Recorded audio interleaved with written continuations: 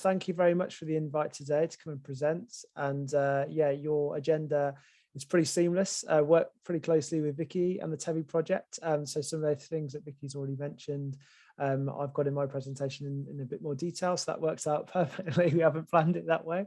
But I'm too honest, to be honest. I should have just pretended that we were that organised. So yeah, my name is Tom Shelley. I'm Conservation Manager at Cornwall Wildlife Trust. My role at the Trust is basically to help out across Cornwall on land with all of our conservation projects, including projects like Tevi, as mentioned, and some of our sort of rewilding and reintroduction projects. I've got a counterpart in the marine team who's a marine conservation manager, Ruth Williams, and so we've got a really good seamless sort of connection between land and sea there.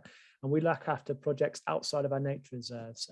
We've also got a fantastic array of 60 nature reserves across the county, which tourism and tourists love to come and see. So I'll go into a bit more detail and tell you how together across all these projects, we try and promote wildlife friendly tourism, and also that big buzzword at the moment, rewilding.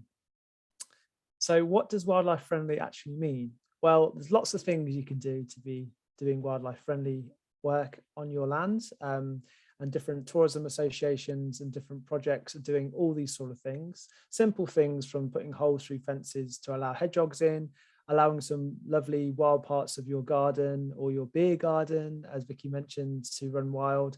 And this sort of ties in really closely with tourism, because people come to Cornwall because they think it's a wild and wonderful place. But we have got an issue in Cornwall where, you know, we have got a state of nature which is in decline like the rest of the UK. So Cornwall Wildlife Trust, our main mission is to try and reverse that decline by 2030. And there's lots of ways we can do that. And through tourism and through the investment that Cornwall gets through tourism, it's a really good ally.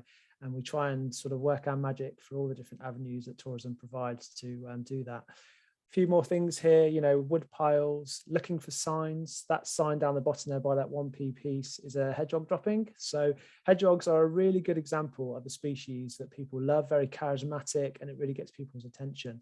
There you've got somebody doing strimming, so providing management advice to different tourism associations, different companies, about how they can manage their land and their assets. We provide management plans for things like that.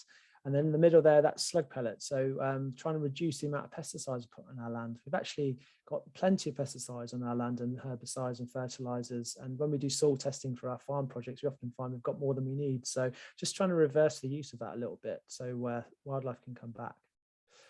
We've got some fantastic assets at Cornwall Wildlife Trust that we share and we use, and some of the data that we provide to our tourism sort of business members and through our partnership projects with tourists and tourism is through our record centre, the Environmental Record Centre for Cornwall and the Isles of Scilly.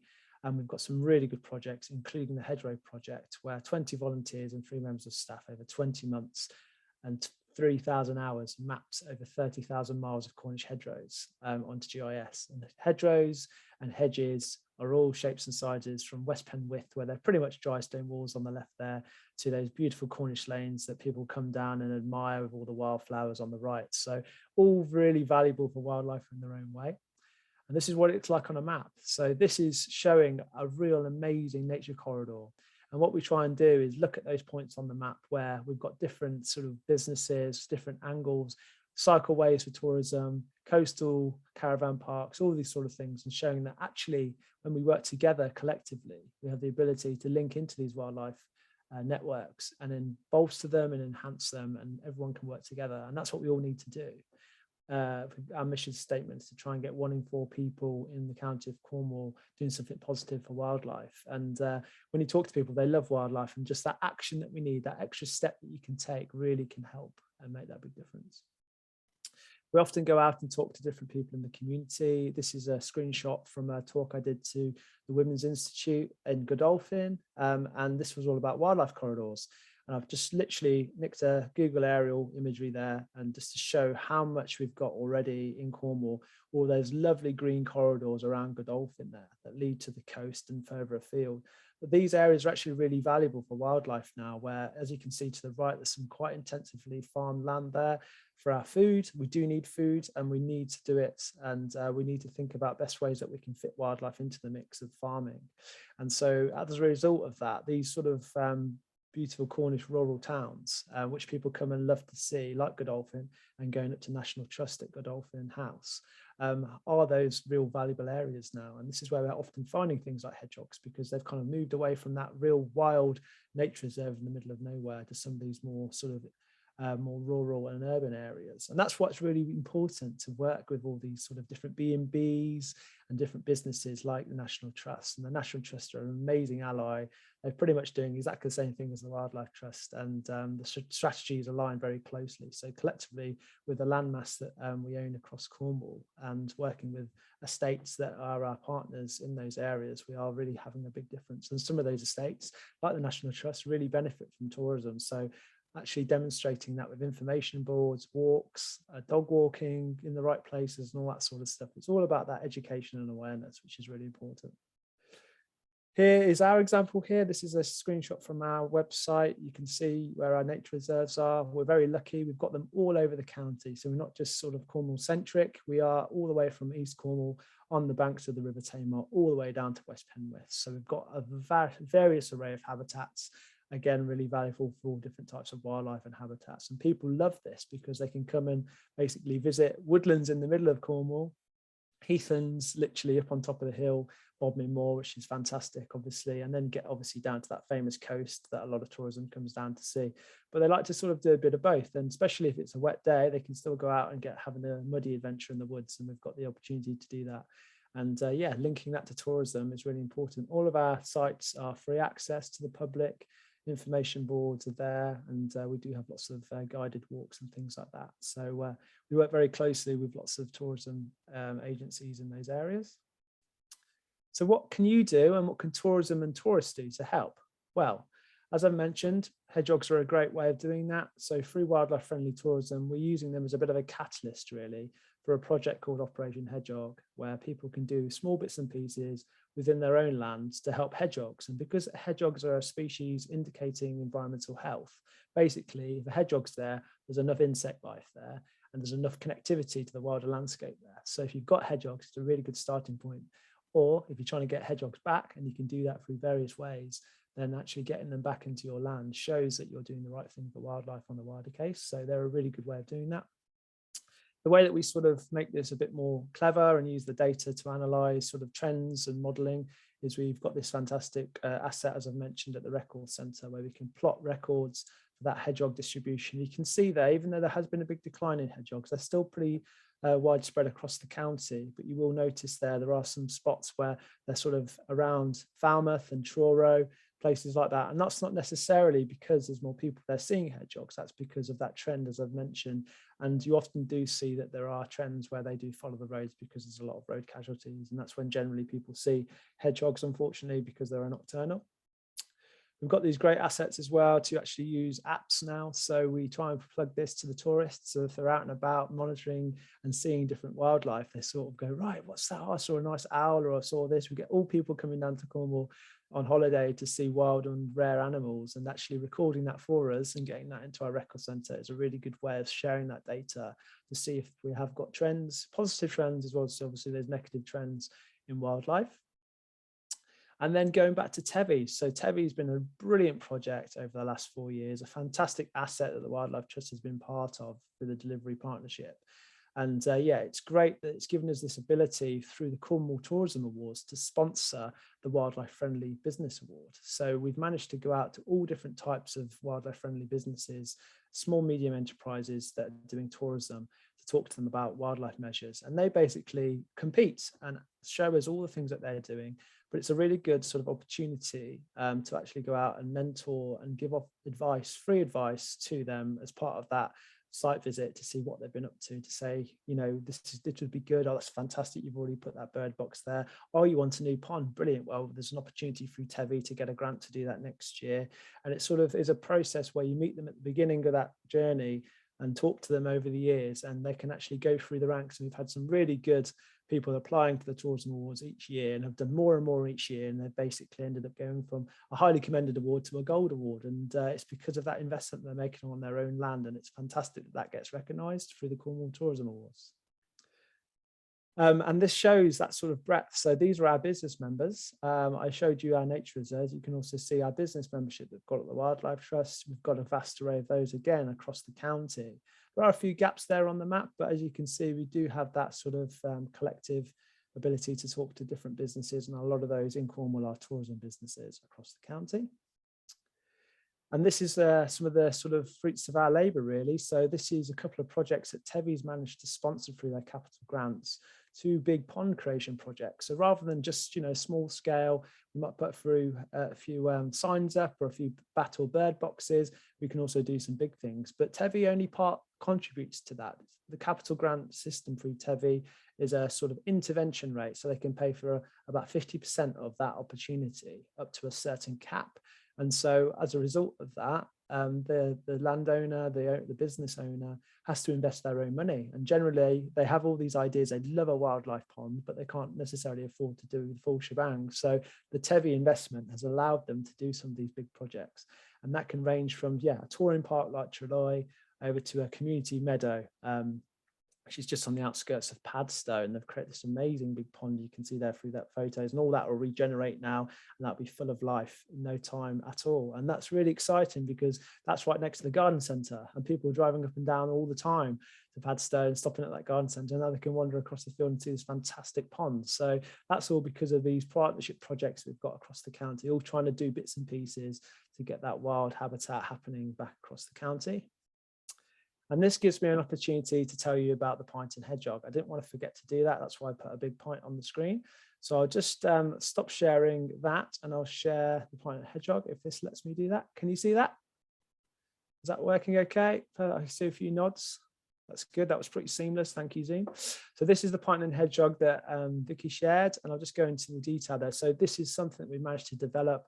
We've got lots of information already within the Record Centre, information leaflets. And what we've been able to do is make a bespoke thing that's relevant to beer gardens.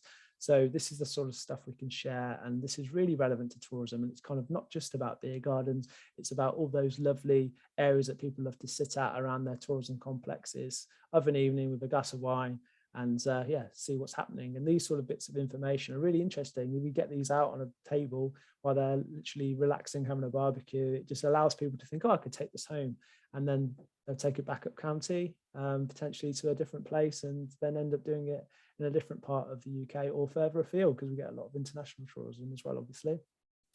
Don't be too tidy. Some of these messages I've already mentioned, but just key things that we can do here to help wildlife that really helps make that big difference if we do it across the sort of array of all the different things we can do, from encouraging hedgehogs, as I mentioned, bees, obviously really important, pollination, compost heaps, and all the other things that we can do. So this is the sort of information we can share across all the different types of tourism that we see in the county. I'll jump back to my presentation if it lets me. Back to the pints. So yeah, I've quite fancy one of them now, actually, so that's not too sunny. So another thing you can do as well as that is linking in with your local groups. So we've got some amazing projects in Cornwall where we're actually doing work with local groups, and through the Your Shore network and through our local group network, we've got some really good strong links to tourism across the different parts of the county through that too. So a lot of people in the marine conservation group work in tourism businesses, or they're part of the Driftwood Spa, for instance, at St Agnes, all benefit from tourism. So actually getting people down there for beach cleans or rock crawl rambles from the marine conservation group is really exciting. And our marine team are brilliant at bringing people together like that and linking to tourism.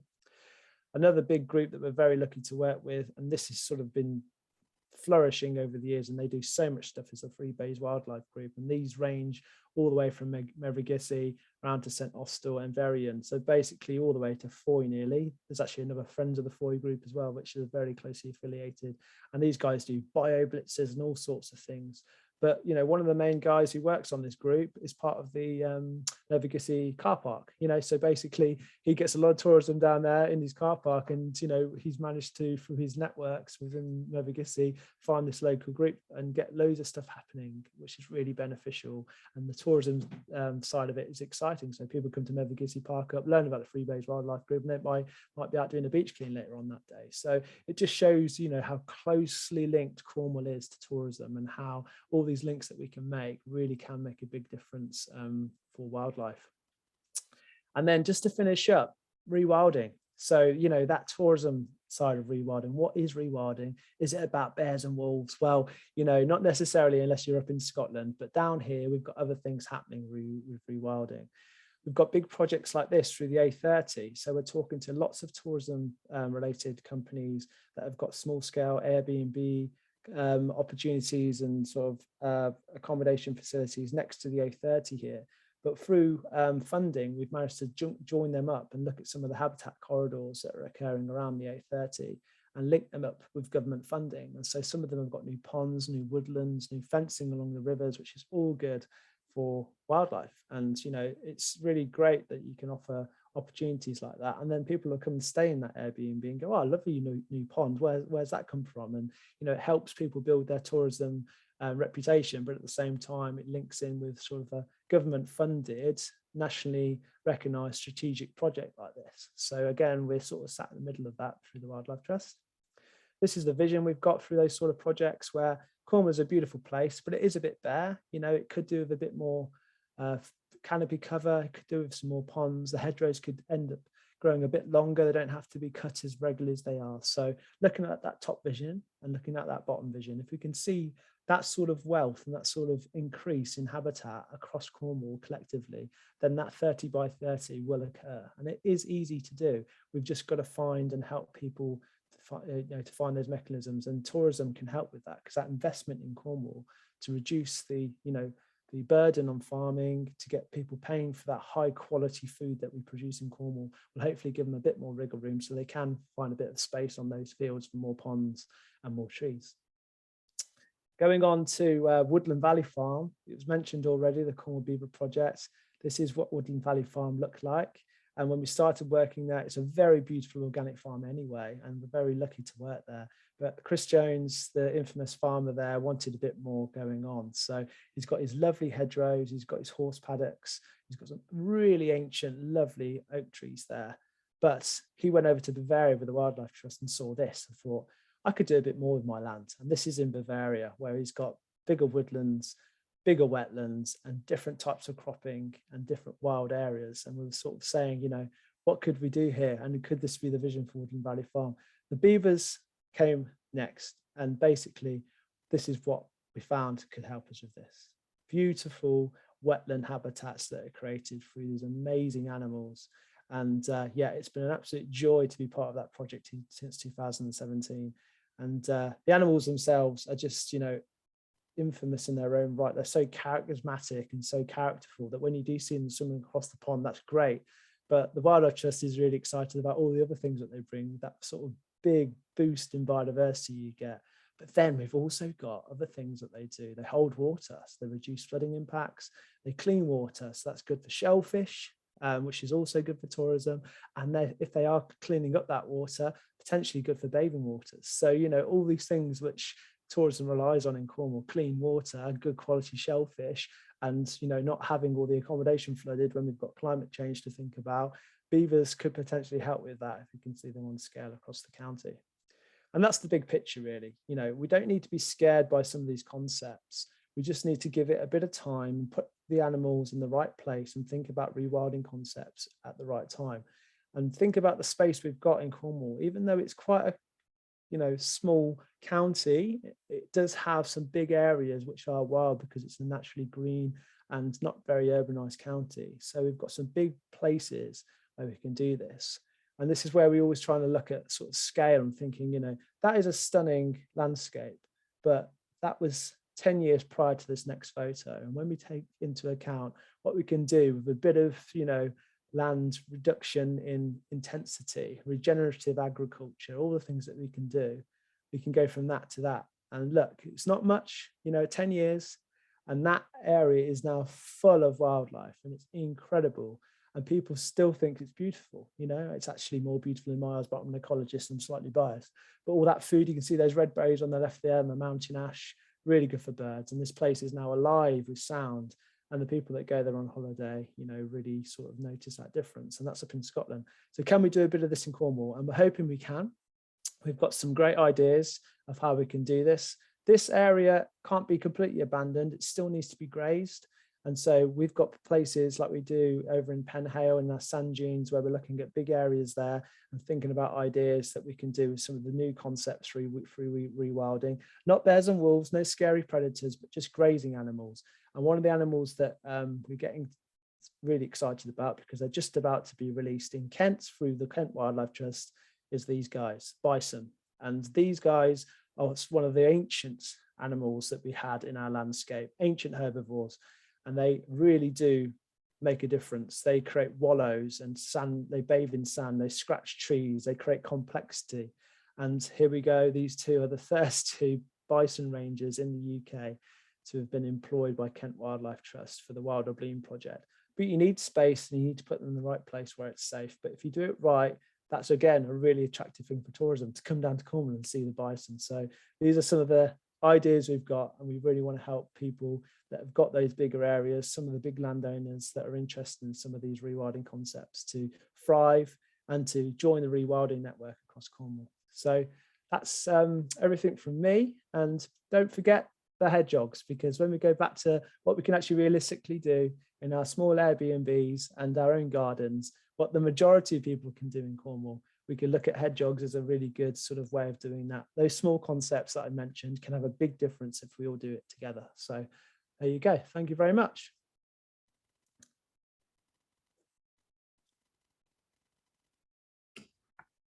Thank you, Tom, very much. Have we got any questions? I heard that quite a few golf courses are looking at rewilding their boundaries, which sounds quite exciting. Are you involved with that as well? We are. So one of our rangers on the Penhale project, he's sort of based next to the Perranporth golf course at Perrin Sands, and he also works very closely with the MOD. And they've got a collective sort of habitat management plan with the Perranporth golf course. So yes, perfect example there of people that can basically make a big difference across that big golf course on those sand dunes there. And people can still play golf. It's just slight tweaks to the management plan will really help the wildlife thrive in, and that will then connect to the adjacent nature reserve. So. Brilliant, thank you. No problems, thank you for the question. Anybody else at all? No. Okay, anything on the chat?